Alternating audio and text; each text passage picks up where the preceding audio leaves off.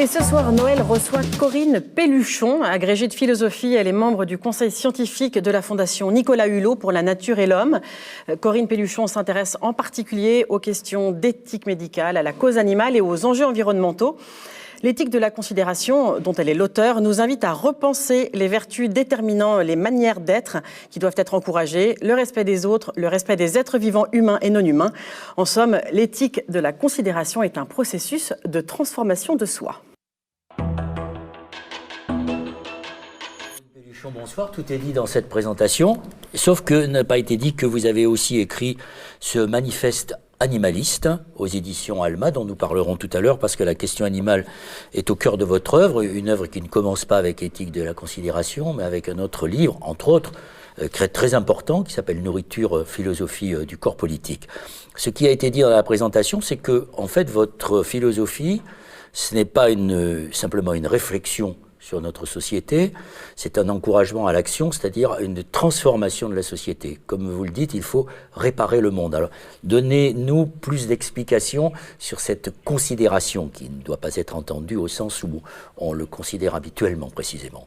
Oui, alors en effet, moi j'ai essayé de penser les conditions d'une transformation intérieure permettant aux individus d'avoir du plaisir à changer leur style de vie, à changer leurs habitudes de consommation, à réduire leur consommation de viande, à participer aussi chacun à la transition environnementale, donc à la réduction de son empreinte écologique, et aussi à pouvoir affirmer leur capacité d'agir pour résister, ça et là où ils se trouvent, aux forces qui luttent contre justement le bien commun. Donc la considération, c'est vraiment une éthique comme transformation de soi qui a deux volets, si je puis dire. Le premier, c'est l'affirmation de biens auxquels on tient. Qui es-tu? L'affirmation de son autonomie morale. Et l'autre, c'est un processus d'élargissement du sujet où on apprend à intégrer au cœur de son intérêt propre l'intérêt des autres, humains et non humains. Alors c'est ce qui doit conduire cette architecture à ce que vous appelez la vie bonne. Alors, la vie bonne, oui, mais quand on parle comme ça, on peut penser que c'est un ensemble de prescriptions, de normes, et donc qui s'imposent extérieurement. Moi, j'essaie justement... Donc c'est une transformation de soi. Voilà, et de faire en sorte que ces normes, on les incorpore.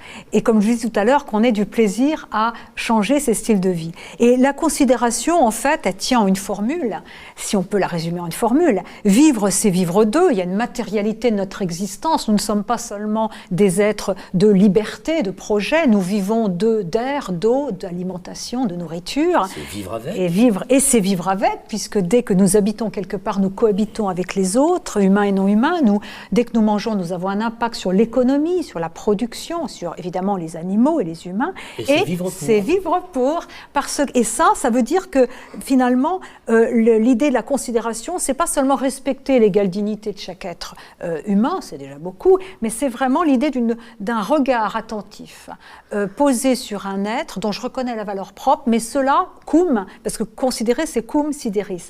C'est regarder quelqu'un ou une chose comme si c'était une constellation d'étoiles, mais ce qui est important, c'est le cum avec. Ça veut dire connaître sa place dans le monde et à partir de là, estimer justement chaque chose en la mettant à sa place. Donc ce n'est possible que si on se rapporte au monde commun qui m'accueille à ma naissance, qui survivra à ma mort individuelle et qui est fait des générations passées, présentes, futures, du patrimoine naturel et culturel, des institutions et de la biodiversité. Et ce monde commun, en fait, il n'est pas extérieur à moi, j'en ai la perception et même l'expérience, c'est pas seulement la conscience, dès lors que je prends conscience du fait que je suis un être incarné, vulnérable, et que justement la conscience que j'ai d'avoir une proximité avec les animaux devient un savoir vécu. La conscience que j'ai de ne pas être un empire dans un empire, pour parler comme Spinoza, qui fustigeait cette approche un peu distanciée du monde. Lutter contre le sentiment, contre l'inclination à la domination. Voilà, exactement. Donc le fait d'avoir cette perception d'appartenir à un monde commun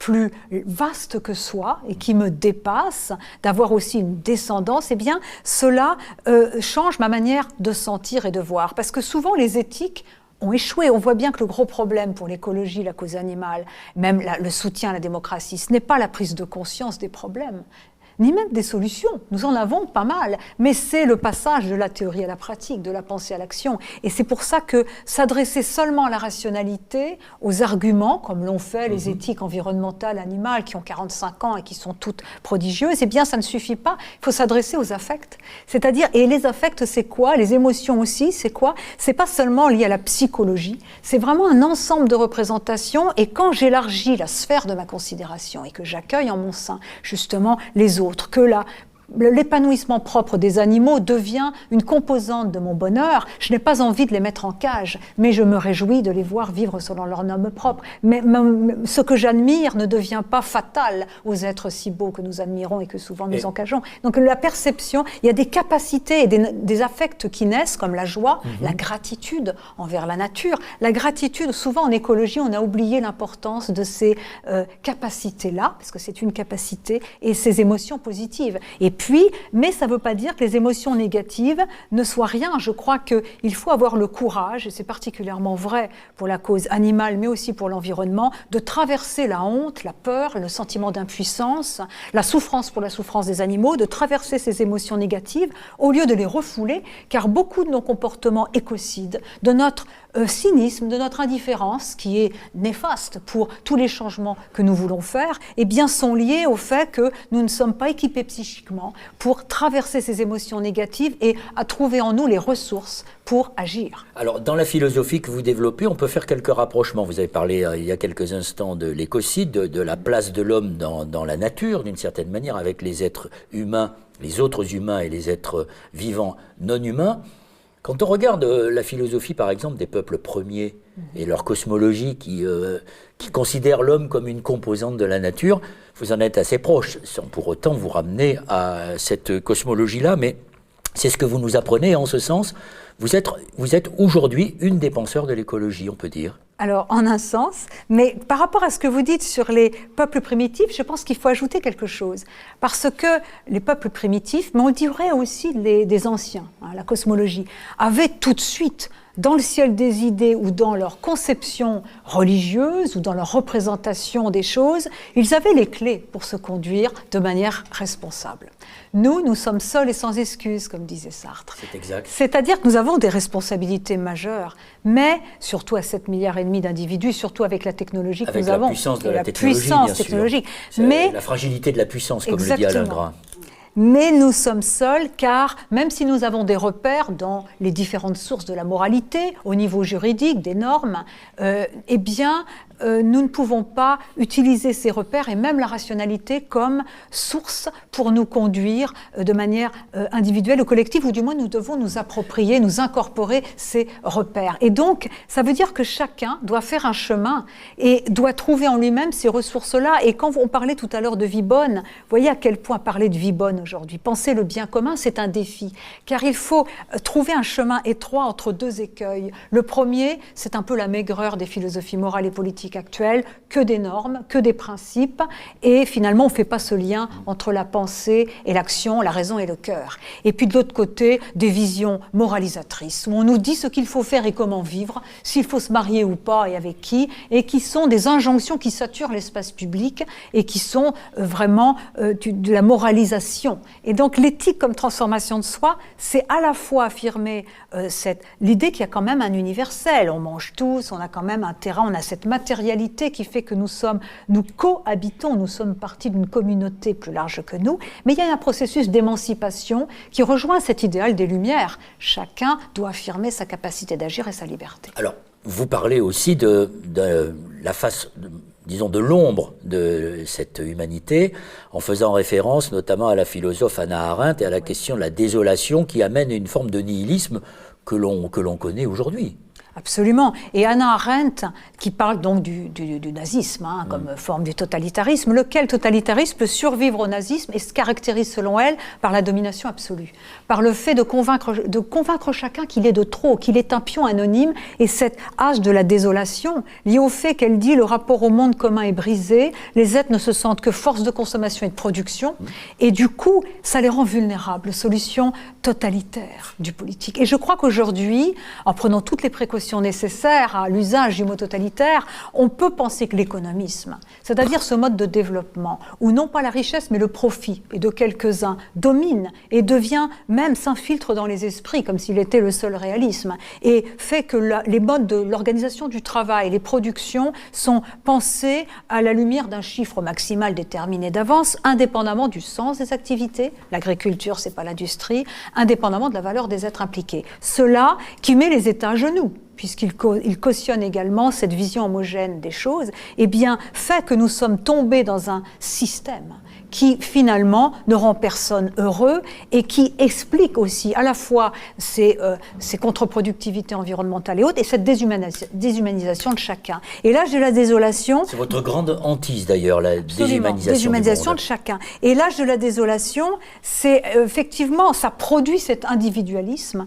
Et moi, je crois qu'à côté de cela, où il y a cet nihilisme, effectivement, c'est l'idée que tout est au même niveau, que rien ne vaut, que ça ne vaut pas la peine de faire quoi que ce soit, à cet âge dont nous voyons ça et là beaucoup de manifestations, s'oppose en même temps, je crois, un âge émergent que j'appelle l'âge du vivant, qui est fait de la volonté d'avoir un rapport aux autres, humains et non humains, qui ne soit pas de domination, de la réconciliation avec la corporéité, avec justement cette part que nous avons en commun avec les autres vivants et avec les humains évidemment, et avec l'idée que justement aussi on voit que l'écologie, la question animale, au-delà de leur intérêt propre, travaille tout à fait cette autre manière d'habiter la Terre. Alors justement, nous allons venir à votre manifeste animaliste. Et je vais prendre une phrase dans votre manifeste qui montre bien comment vous faites de la question animale une question centrale dans votre philosophie.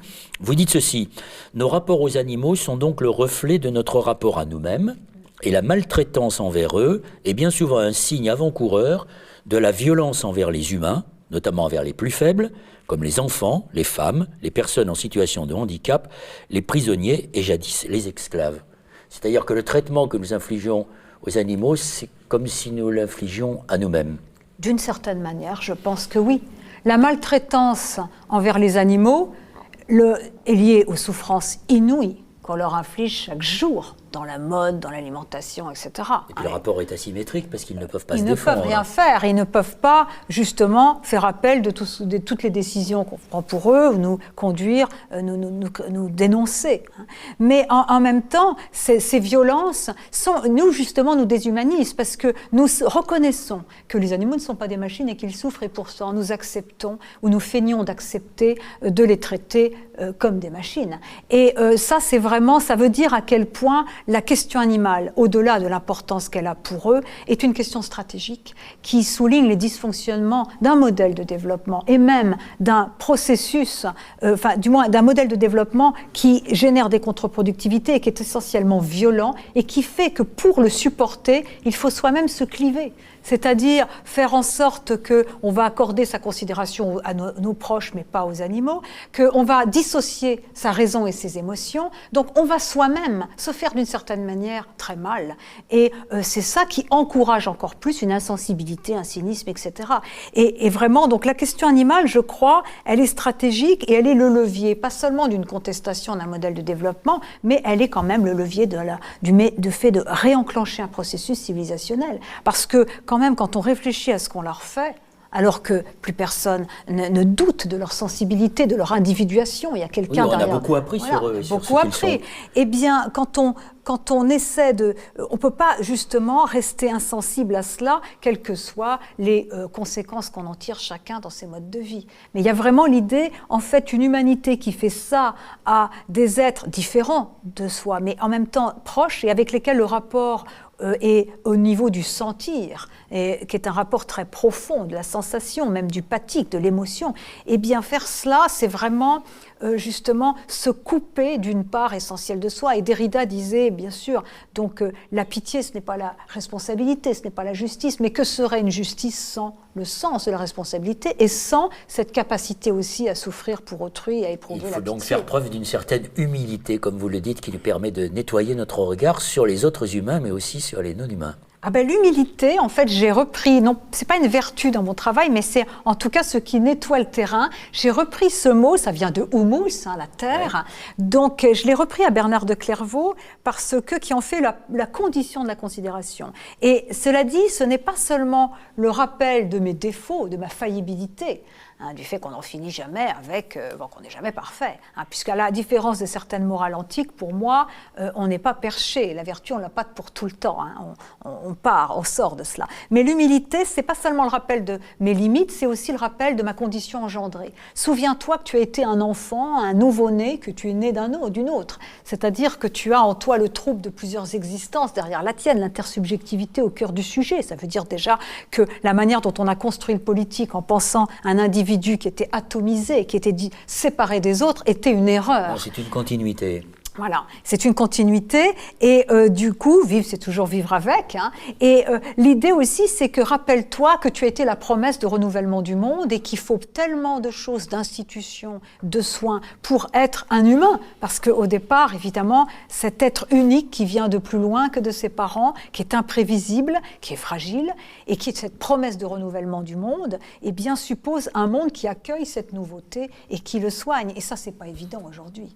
Merci beaucoup, Corinne Pelluchon. Je rappelle vos 2 ouvrages, Éthique de la considération, aux éditions du Seuil, et Manifeste animaliste, aux éditions Alma. Merci beaucoup pour cet intéressant entretien. Merci. C'est à vous, Aude.